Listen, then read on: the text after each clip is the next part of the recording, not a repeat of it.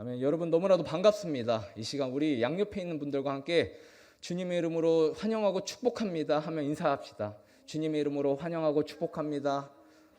어색하지 않으시죠? 네, 너무나도 이런 분위기가 교회 안에서 더욱 넘치길 간절히 소망합니다. 마스크를 끼고 있지만 우리의 마음은 마스크를 끼고 있지 않잖아요. 날마다 열려 있잖아요. 그런 마음이 교회에서 항상 넘치기를 소망합니다. 아멘. 오늘의 말씀의 제목은 하나님의 말씀에 민감한 사람이라는 제목의 말씀으로 함께 나누고자 합니다. 하나님의 말씀에 민감한 사람. 어떤 사람이 하나님의 말씀에 민감한가에 대해서 함께 나누고자 합니다.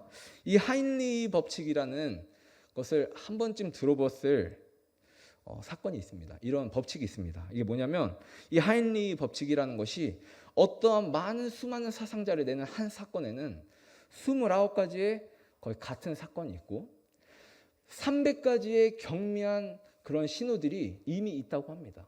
다시 말해서 어떠한 큰 사건이 일어나기 전에 그 전에 이미 전조 증상이 있다는 것이 바로 하인리 법칙입니다. 이 법칙이 한국에서 많이 소개될 때 어떤 것을 예로 드냐면 성수대교의 붕괴 사건, 그리고 삼풍백화점의 그 붕괴 사건을 가지고 아마 이런 얘기를 많이 들어봤을 겁니다. 사실 저보다는 우리 성도님들의 세대가 그것에 대해서 더 실감을 하시고 계실 것 같은데, 바로 이 사건 사고가 일어나기 전에는 이미 많은 전조 증상이 있다는 거예요. 상풍백화점이 무너지기 전에 이미 천장이 갈라지고 있고 구멍이 뚫리고 있었어요. 그래서 그 사고에 대해서 계속 보고서를 올리는 거예요. 지금 자칫 잘못하면 잘못됩니다. 붕괴됩니다. 이렇게.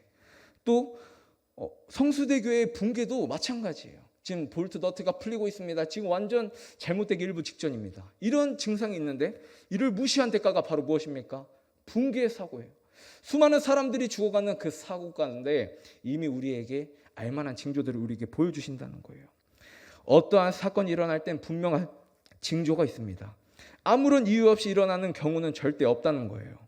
제가 이런 성수대교 이 사건을 가지고 기억하고 있다가 제가 운전을 하다가 그 다리에서 잠시 신호 걸려가지고 대기하고 있는데 그 교량에서 팅 하는 소리가 계속 나는 거예요.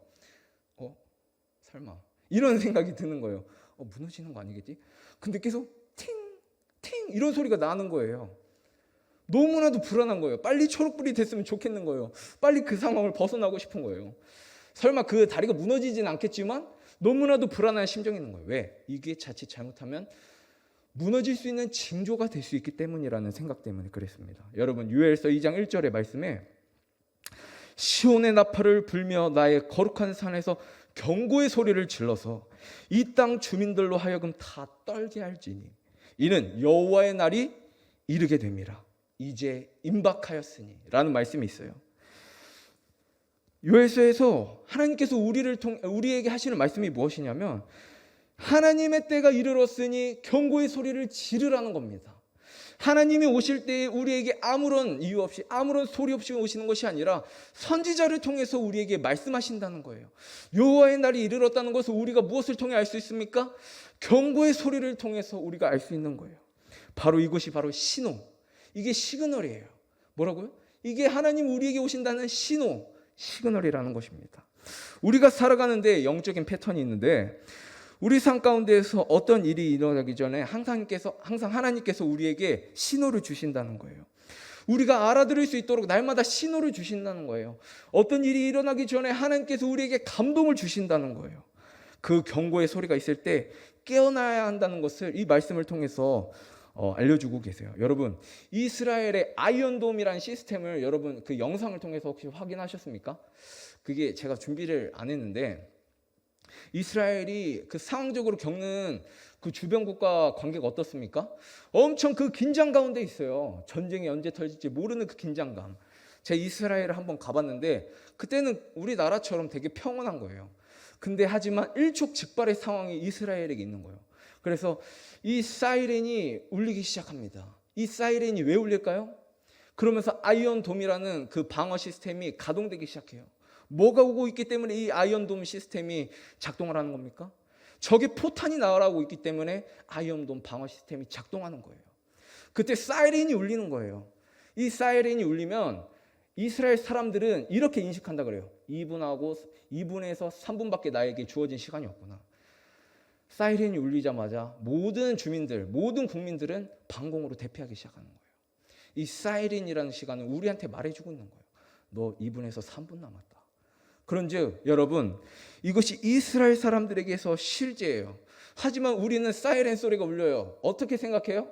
제가 학생일 때도 학교에서 맨날 사이렌 울렸어요. 어떻게 생각합니까? 아, 지금 무슨 훈련하나 보다. 뭐 소방의 날인가?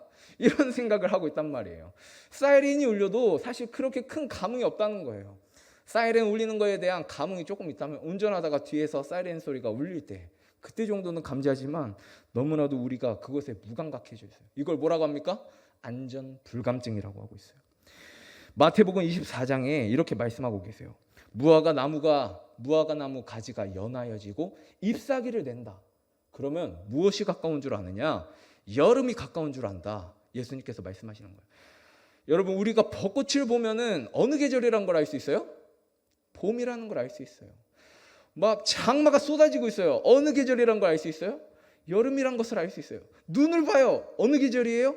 겨울이라는 걸 알 수 있어요. 그 모든 신호가 사실 우리에게 추상적인 신호입니까? 아니면 실제적인 일이 임하는 신호입니까? 벚꽃이 임하였다는 것을 보면 우리는 봄이라는 실제가 있잖아요. 눈이라는 실제가 있기 때문에 겨울이 있잖아요. 이 모든 신호는 실제적인 사건이 우리에게 임한다는 것을 알려주는 신호라는 거예요. 이 말씀을 왜 하셨을까? 예수님께서 이렇게 말씀하시는 거예요. 마태복음 24장 3절에는 제자들이 예수님께 질문하고 있어요. 예수님, 질문이 있어요. 어떤 질문이냐면요. 예수님, 이 마지막 시대에 대해서 궁금한데 마지막 시대엔 대체 어떤 징조가 있습니까? 어떠한 신호가 있을까요? 너무 궁금해요. 좀 말씀해 주세요. 이런 식으로 제자들이 예수님께 질문합니다. 성경을 들여다보면 하나님께서는 모든 일에 대해서 징조로 앞으로 일어날 일들에 대한 지금 경고를 우리에게 말씀해 주시고 있어요. 그러면서 하시는 말씀이 방금 24장의 말씀이었어요. 여러분, 징조라는 의미는요. 징조라는 말을 좀 해석해 보면 어떤 의미가 있냐면요. 지시하다, 그리고 가르치다, 알게 하다라는 의미를 가지고 있어요. 다시 말해서 징조가 나타났잖아요. 그럼 우리를 무감각했던 혹은 우리가 인지하지 못했던 상황에 대해서 알려준다는 거예요. 여러분, 눈이 내리고 있어요. 눈이 내리고 있으면 군인들은 어떤 생각을 해요? 인지를 하죠. 아, 눈 쓸어야겠구나. 오늘 큰일 났다. 제발 오늘 점심까지만 내렸으면 좋겠다. 이런 생각을 하는 게 바로 징조에 대한 우리의 인식이라는 거예요. 이 징조를 통해서 하나님께서는 우리에게 무엇을 말씀하시냐? 내가 마지막 시대에 징조로 보여줄 텐데 이 징조를 통해서 너희는 주님이 이 시대에 우리 앞에 곧 문 앞에 다가온 줄을 알라고 말씀하시는 거예요. 주님의 재림의 때가 얼마 남지 않았다는 것을 우리에게 말씀해 주고 계시는 거예요. 그러니까 우리는 뭘 해야 돼요? 방공호에 들어가야 돼요.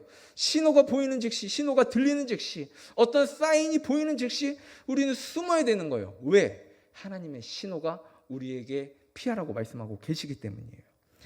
여러분, 이 징조를 알 수 있는 민감성이 우리에게 필요합니다. 우리가 민감할 수 있다는 거에 대해서 잠시 말을 해보자면, 여러분, 하나님께서 주시는 징조를 우리가 어떻게 알 수 있을까? 사실 우리는 너무나도 하나님이 어떻게 말씀하시나 음성으로도 우리가 청각적으로 잘 들리지 않아요. 말씀이 우리에게 감동이 되는 거에 대해서 우리가 때로 느끼지 못할 때도 있어요. 어떤 사람이 하나님의 징조에 민감한가? 바로 하나님께 속한 자는 하나님이 우리에게 하시는 말씀에 민감하고 들을 수밖에 없는 거예요. 그래서 하나님께서 우리에게 말씀하시는 거예요. 예배를 드릴 때 아무렇게나 예배를 드리는 게 아니라 우리의 마음과 영과 진리의 예배로 하나님께 드리라. 왜? 그것이 우리가 드릴 영적 예배다. 우리는 영적인 존재이기 때문에, 하나님께 속한 자녀이기 때문에 그렇게 예배를 드리라는 것입니다. 할렐루야. 아멘. 우리가 영과 진리의 예배를 드리기 원합니다. 이 시간 주님께서 받으시길 합당한 우리의 마음의 자세가 준비되어 있길 원합니다. 아멘. 그래서 오늘도 우리에게 말씀하시고 중요한 것을 던지고 계시는 거예요. 너희가 하나님의 말씀에 민감하게 반응하려고 하느냐? 하나님의 말씀을 들으려고 날마다 우리의 심령 가운데서 주님을 찾고 있느냐? 하나님께서 말씀하십니다. 사무엘상 1절에서 2절의 말씀을 보면 엘리 제사장이 나와요. 엘리 제사장이 뭡니까, 여러분? 하나님의 말씀에 민감한 사람이 제사장 아닙니까? 백성들을 대리해서 백성들의 죄를 대신 하나님께 속하는 그 과정 속에 있는 최고의 권위자 아닙니까? 그 제사장이 눈이 어두워지기 시작하는 거예요. 왜? 죄를 허용하면서. 이 죄에 대한 이 센시티브한 뭐라 해야 되죠? 이 감각 반응하는 게 계속 떨어져 가는 거예요. 어떤 죄가 있습니까? 자기 아들 2명 있어요. 홈리와 비나스. 이 아들이 교회 성전에서 이 여종을 겁탈해요. 주님께 바쳐드릴 그 음식이 있어요. 그 음식을 마음대로 뜯어 먹어요. 그래 이렇게 말하죠. 그거 지금 먹지 마. 이거 예배 다 드리고 드세요. 레위인들에게는 허락된 그런 특권이 있는데 그런 식으로 얘기를 하는 건데 막 뜯어 먹으려고 하는 거예요. 그리고 뜯어 먹었어요. 그리고 하나님의 말씀에 둔감하다 보니까 이 제사장 아들이 이렇게 죄를 지으면 어떻게 해야 돼요? 꾸짖고 책망하고 회개를 권유해야죠. 하지만 뭐라고 합니까? 하지 말아라. 이 정도 수준에 머무는 거예요. 죄를 감당할 그 대리자가 죄에 대해서 방종하고 있는 겁니다. 죄에 대해서 민감하게 반응하지 않는 거예요. 그렇게 어떻게 됩니까? 하나님께서 눈을 가리시는 거예요. 모든 감각을 무너뜨리게 하시는 거예요. 그리고 가장 감각이 살아있을 법한 하나님의 마음을 사모하는 자 누구죠? 사무엘에게 말씀하시는 거예요. 여러분, 우리의 감각이 살아있길 원합니다. 주님의 말씀에 날마다 우리의 마음이 반응하길 원합니다. 민감성이라는 것은 여러분, 다시 말하면 우리가 민감하다는 것은 본능에 반응한다는 거예요. 여러분, 어떻게 보면은 이 본능에 반응한다라고 표현하면 어떻게 이해하기 쉽게 말할 수 있냐면, 아이를 낳은 아이의 어머니, 이 아이의 어머니는 어떠한 그 상황에 이렇게 반응을 잘 하죠? 아이의 울음소리에 대해서 반응이 엄청 빨라요. 남들은 그냥 지나가고 누워있다가 애기 오나 약간 이런 식으로 만약에 넘어간다고 하지만 이 어머니들은 아이의 울음소리에 즉각적으로 반응해요. 왜? 이 본능이 이 아이를 향하고 있어요. 이 아이를 향하고 있는 이 마음이, 나의 본능이 민감하게 계속 거기를 향하고 있는 거예요. 어머니가 아이를 돌보다가 지쳐서 잠시 쓰러지셔 누우신다고 할지라도 아이가 다시 울면 다시 일어나 가시는 거예요. 왜요? 아이에 대해서 항상 민감한 반응이 있으시기 때문에. 여러분, 우리도 하나님의 말씀에 대해 이러한 반응이 있길 원합니다. 하나님이 우리에게 말씀하시고자 하는 것이 무엇인지에 대해서 이렇게 반응하는 우리가 되었으면 좋겠습니다. 여러분, 그렇기 때문에 우리의 관심이 어디에 둬야겠습니까? 하나님의 말씀에 있어야 되는 거예요. 하나님의 말씀에 관심을 두지 않으면 하나님의 음성을 우리가 들을 수 없어요. 하나님의 음성은 사실 성경에 다 게시되어 있어요. 이 성경 말씀을 보지 않고 하나님의 음성을 듣는다? 위험합니다. 위험하다고 볼 수 있어요. 여러분, 유튜브의 알고리즘을 여러분들 알고 계실 거예요. 이게 바로 우리의 관심이 어떠냐, 우리가 어디에 많은 어디에 민감한지에 대해서 이 유튜브 알고리즘은 우리에게 즉각 반응해요. 예를 들어 축구 영상을 봐요. 축구 영상에 관련한 뒤에 영상이 쭈루룩 나오고 있어요. 뉴스를 봐요. 뉴스에 관련된 영상이 쭈루룩 나와요. 요리 영상을 봐요. 요리 영상이 쭈루룩 나와요. 백종원부터 시작해서 어떤 일반 유튜버가 요리하는 게 다 나와요. 그러니까 우리는 유튜브 영상 하나를 보지만 결국 하나만 봅니까? 아니에요. 나의 관심 있는 영상을 이 유튜브가 다 보여주고 있어요.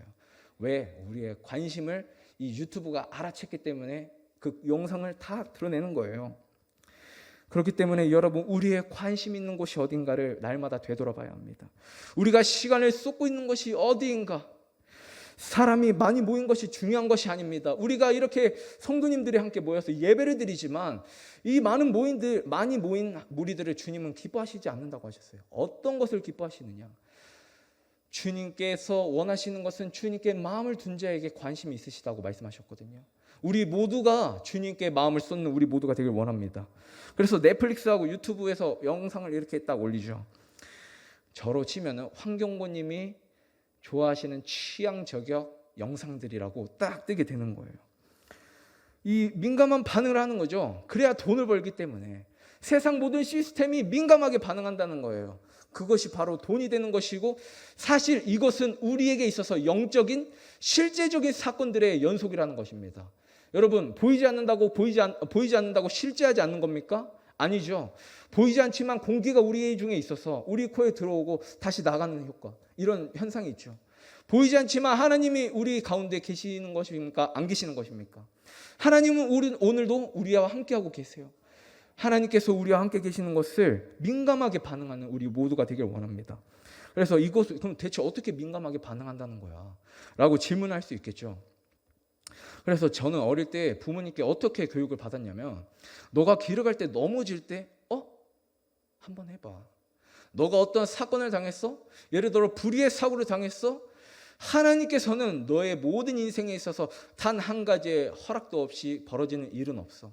너가 단순히 조그맣게 벌어지는 사건이 이거 우연인가 봐 라고 생각할지라도, 하나님은 우연을 가장해서 우리에게 다가오지 않는 게 아니라 하나님은 그 사건을 통해서 우리에게 다가온다는 거예요. 다시 말해서 우리가 자그마한 사건을 겪고 있어요. 우리가 어떤 것에 느끼고 있어요. 우리가 어떤 것에 반응하고 있어요. 어떠한 감동이 오고 있어요. 그거 아니야, 우연에 불과해 라고 넘어간다면 민감하지 않은 거예요. 하지만 이런 것이 필요해요. 하나님이 나에게 지금 무엇을 말씀하시려고 하는 걸까? 내가 뭐 잘못했나?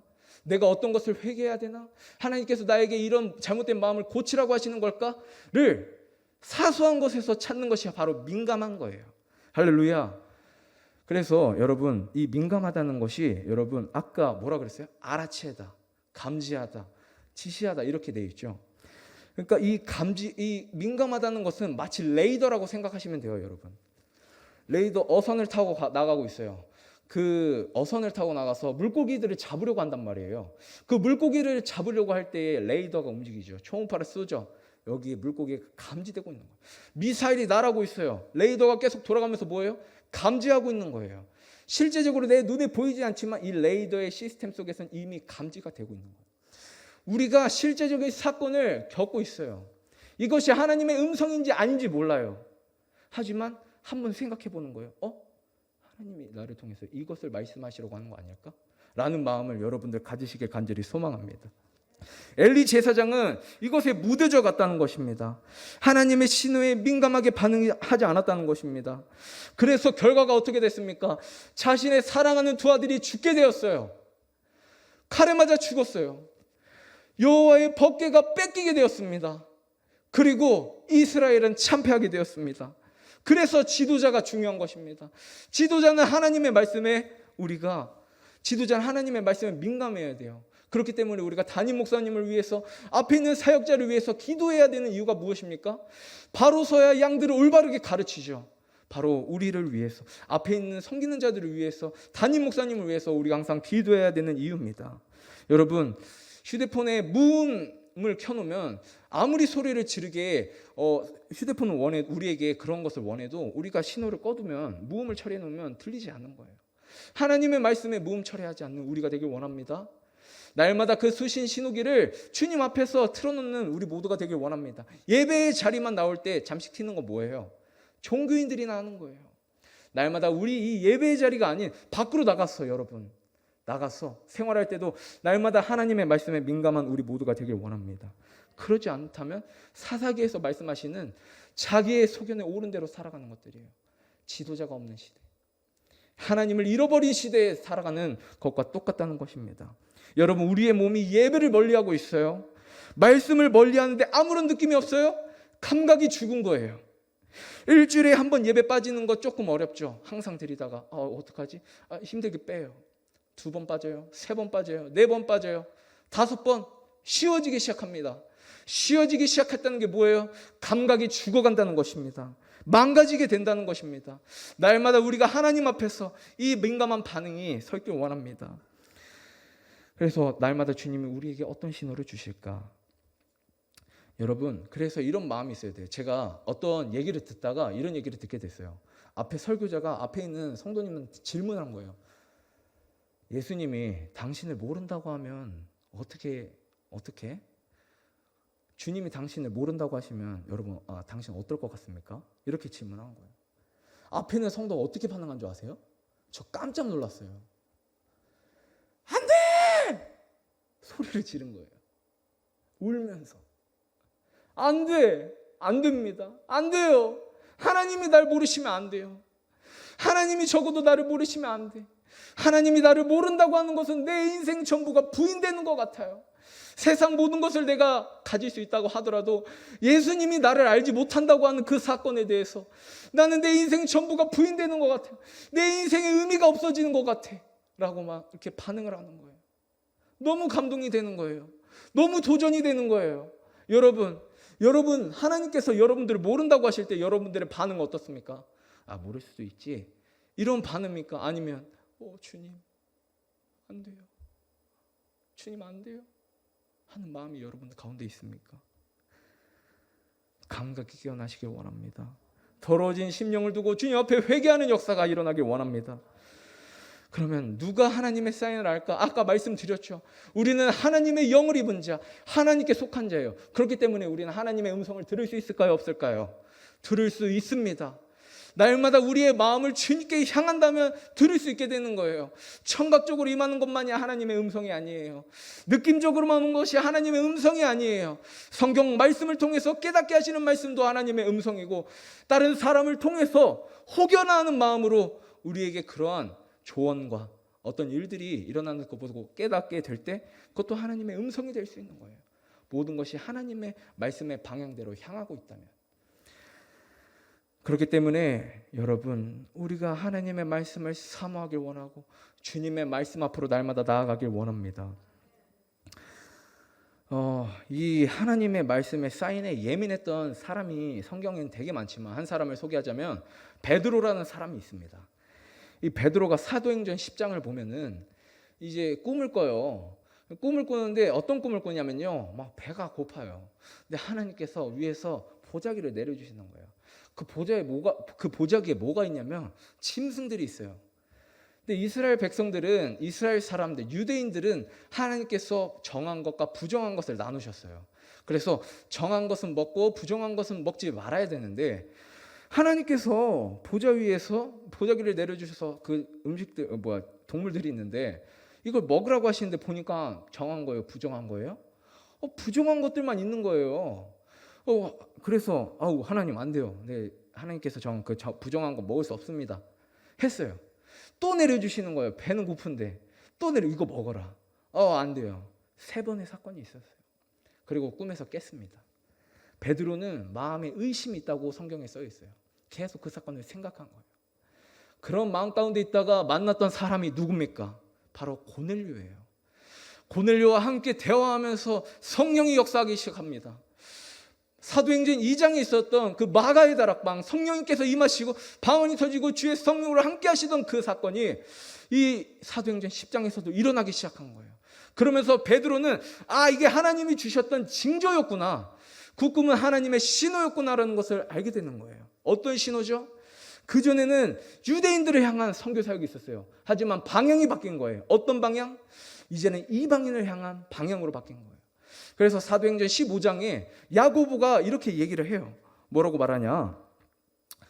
이후에 내가 돌아와서 다윗의 무너진 장막을 다시 지으며 그 퇴락한 것을 다시 지어 일으키리니 그 남은 자들과 내 이름으로 일컬음을 받는 모든 이방인들로 주를 찾게 하려 함이라. 할렐루야.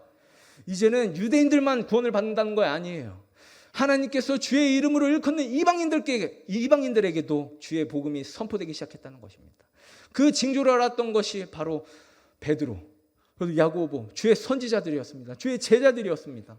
여러분, 이렇게 민감해야 우리에게 이렇게 말씀의 복이 주어지죠.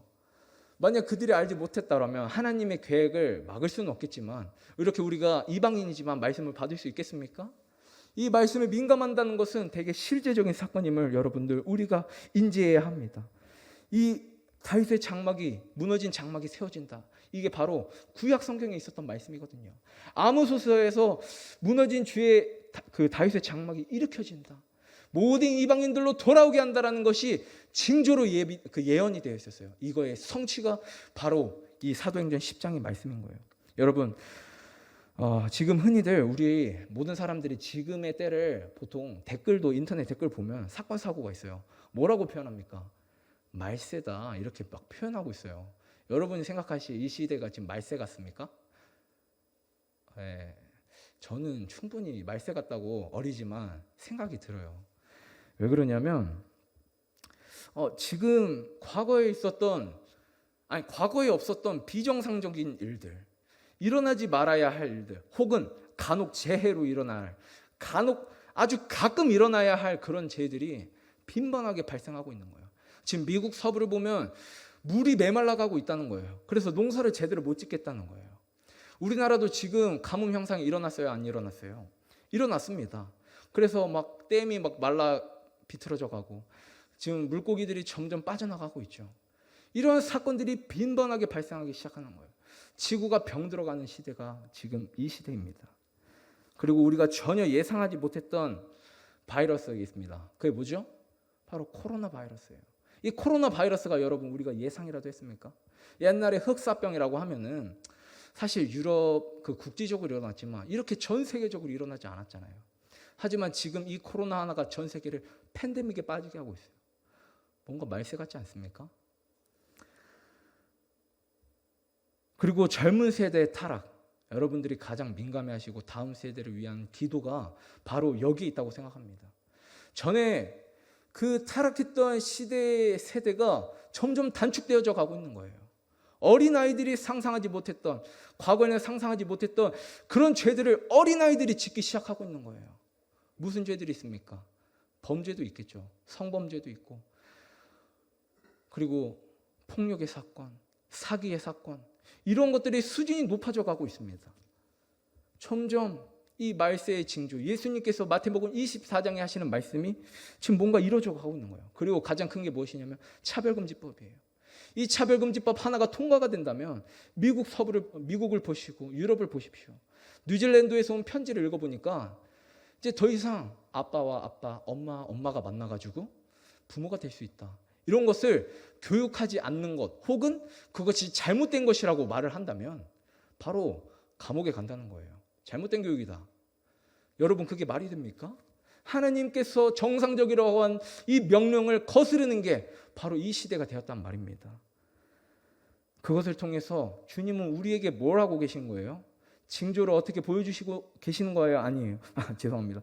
예수님께서는 우리에게 계속 징조를 보여주고 계신 거예요. 이런 사건들이 우리에게 일어나고 있다. 만약에 이런 사건들이 과거에도 일어났었죠, 사실. 미국은 진작 일어났었고 유럽도 진작 일어났어요. 그 사람들은 지금 잘 살고 있어요, 사실은. 하지만 깨어있는 자들은 불안함과 혹은 이 안타까운 상황 가운데서 살아가고 있단 말이에요. 그래서 한국교회에게 던지는 게 뭐예요? 한국교회 깨어있으십시오. 기도하십시오. 여러분들의 다음 세대를 위하여 기도하십시오. 차별금지법이 통과되는 것에 대해서 애통해 하십시오. 라고 전하고 있는 거예요. 왜? 그들은 민감하고 있기 때문에 하나님께서 주시는 징조에 대해서 이것은 잘못된 것이라고 확신하는 마음이 있기 때문에 우리에게 말하고 있는 거예요. 혹여나 우리가 둔감할까 봐 민감하라고 던지고 있는 거예요. 마태복음 24장 이런 말씀이 있죠. 난리와 난리 소문이 있겠고 민족과 민족이 서로 전쟁할 것이다. 처처의 기근과 지진이 있을 것이다. 이 모든 것이 재난의 시작이다. 또한 사람들이 너희를 환난에 넘겨주겠고 예수님을 믿는다는 이유 하나만으로 너희를 모든 사람에게 미움받는 그 사람들에게 넘겨줄 것이다. 불법이 성해서 사랑이 식어질 것이다. 이것이 바로 마지막 때의 징조다. 그렇기 때문에 여러분, 이 말씀을 보면 우리가 어떤 생각을 합니까? 이거 과거에도 있었던 거 아닙니까? 앞으로 미래에도 일어날 일 아닙니까? 너무나도 추상적이잖아요. 라고 말할 수 있겠지만 예수 그리스도께서 승천하신 이후로 그 다음 시대가 바로 그냥 마지막 시대인 거예요. 주님이 내가 때와 시기는 알려주지 않지만 이런 징조가 도래했을 때 마지막 때라는 것을 알고 있으라는 거예요. 그 마지막 때라는 것을 알고 있을 그 사람이 복되다는 것입니다. 요한계시록에서 우리에게 이렇게 말씀하시고 계시는 거예요. 이 말씀을 듣고 지키고 함께 봉독하는 자에게, 제가 기억이 안 나지만 함께 읽고 듣고 지키는 자에게 복이 있나니 때가 가까움이라, 이렇게 말씀하고 계시거든요. 여러분, 우리의 이 주님 오실 때를 기대하는 게 바로 성도의 삶입니다. 우리 생에 살아가는데 주님이 안 오실 수도 있어요. 하지만 어떤 마음을 가지고 살아야 돼요? 주님이 오실 수 있다라는 그런 마음의 긴장감도 항상 있어야 한다는 것입니다. 라오디게아 교회를 보통 이제 어떤 학자들은 이렇게 말을 하고 있어요. 요한계시록에 7교회가 있는데 이 마지막 라우디게아 교회를 마지막 시대의 표상이다 이렇게 말을 하고 있어요. 어떤 모습이 있기 때문에 그렇게 말을 할까? 그들에게는 이런 마음이 있었던 거예요. 나 너무 부자야.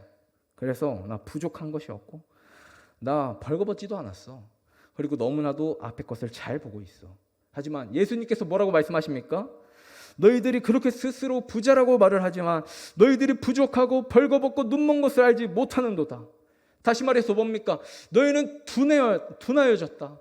너희는 민감하지 못하다는 거예요. 이 마지막 시대에 우리의 모습 가운데 있어야 하지 말아야 할 것은 이 둔하다는 것입니다. 마지막 시대에 우리에게 다가오는 것이 뭐예요? 둔한 그런 영적인 흐름이 우리에게 다가온다는 것입니다. 그렇기 때문에 라우디게아 교회에게 뭐라고 말씀하시냐? 너희는 불로 연단한 금을 사서 너희를 부요하게 해라. 너희의 벌거벗은 수치를 알기 위하여, 가리기 위하여 흰옷을 사서 입어라. 그리고 너희들에게 다시 말한다. 안약을 사서 너희가 앞을 보지 못하는 것을 앞을 보게 하여라. 민감하여지라는 말씀입니다. 여러분 할렐루야. 민감하여지길 원합니다. 주님의 말씀에 반응하여지기를 간절히 원합니다. 그러면서 뭐라고 말씀하십니까? 성령이 교회들에게 하시는 말씀을 들을지어다.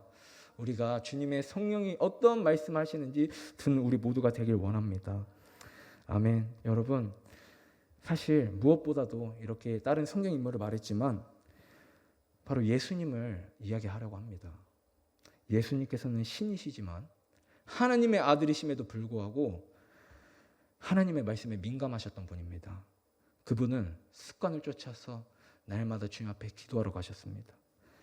그리고 예수님조차도 성경 말씀을 인용해서 그 예언의 성취를 선포하셨습니다. 그 구약 성경의 모든 예언의 성취가 결국 어디를 향하고 있습니까? 예수 그리스도를 향하고 있어요. 예수 그리스도의 십자가의 사건을 향하고 있어요. 예수 그리스도께서 이루신 우리의 구원의 사건을 향하고 있어요. 그 예수님께서 오늘 우리에게 말씀하시는 거예요. 깨어 있으라, 회개하라, 끝까지 견디라. 내 음성을 듣고 내가 그에게로 들어가 그와 더불어 먹고 그는 나와 더불어 먹으리라. 마음 문을 열어라. 주님께서 이렇게 말씀하고 계심을 여러분들 우리가 함께 알기 원합니다. 정리하겠습니다. 제가 초대교회 우리 한국 교회를 이끄셨던 목사님 한 분을 소개하자면 여러분들이 다 아실 목사님은 바로 주기철 목사님입니다. 당시에 한국 교회의 최대 문제가 무엇이었냐면 바로 신사참배였어요. 많은 교회들이 일제의 지독한 그 압력에 못 이겨서 신사참배를 허용합니다.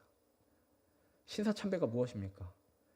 일제에 있는 신사에게 참배를 하는 것이죠. 신토 신앙을 가지고 있는 범신론적인 그런 우상에 대해서 참배하도록 하는 거예요. 신사참배는 다시 말해서 우상 숭배였다는 거예요. 이 주기철 목사님은 예수님을 향한 뜨거운 심장을 가지고 있었어요. 그렇기 때문에 그 목사님은 몸부림을 치면서 신사참배하지 않은 그 대가가 뭡니까? 옥으로 향하는 것이었습니다. 수많은 고문 중에서 주기철 목사님은 아들이 어떻게 힘들게 면회가 온 거예요. 아들에게 이렇게 말했다고 합니다. 인간의 육체가 이렇게까지 고통스러울 수 있구나 하면서 이 말을 들은 아들은 아버지한테 이렇게 얘기했다고 해요. 아버지, 승리하세요. 아버지는 아들에게 너도 승리하여라 라고 목사님이 말씀하시면서 또 아내가 옵니다. 아내에게 한마디를 합니다. 여보, 나 따뜻한 숭늉 한 그릇만 먹고 싶소. 7년 동안 고문 생활의 끝에 너무나 괴로운 나머지 딱 한 가지 소원이 있던 거예요. 그 사소한 것 하나. 하지만 아내는 단호하게 말씀하시는 거예요. 승리하셔야 합니다.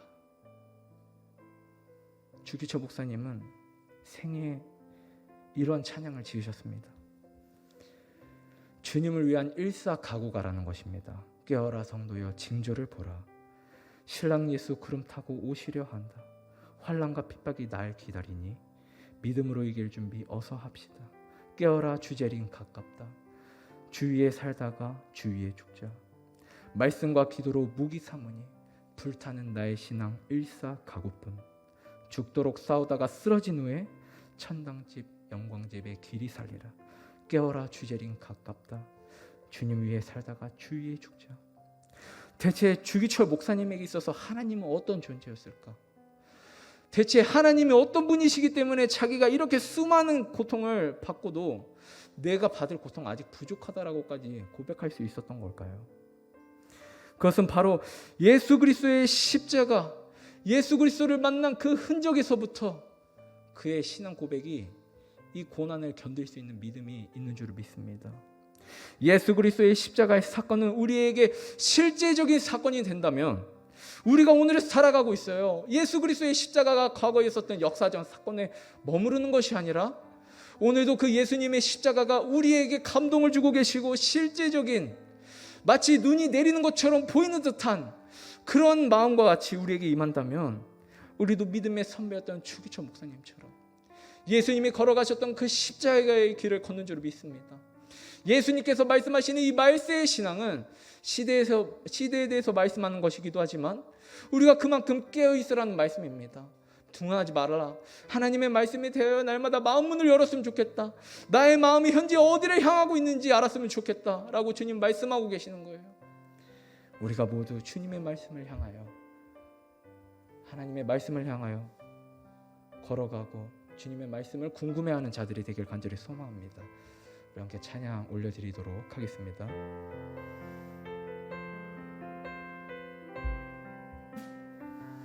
아버지, 당신이 마음이 있는 곳에 나의 마음이 있기를 원해요. 아버지, 당신의 눈물이 고인 곳에 나의 눈물이 고이길 원해요. 아버지, 당신이 바라보는 영혼에게 나의 두 눈이 향하길 원해요. 아버지, 당신이 울고 있는 어두운 땅에 나의 두 발이 향하길 원해요. 나의 마음이 아버지의 마음 알아. 내 모든 뜻 아버지의 뜻이 될 수 있기를. 나의 온 몸이 아버지의 마음 알아. 내 모든 삶 당신의 삶 되기를. 나의 마음이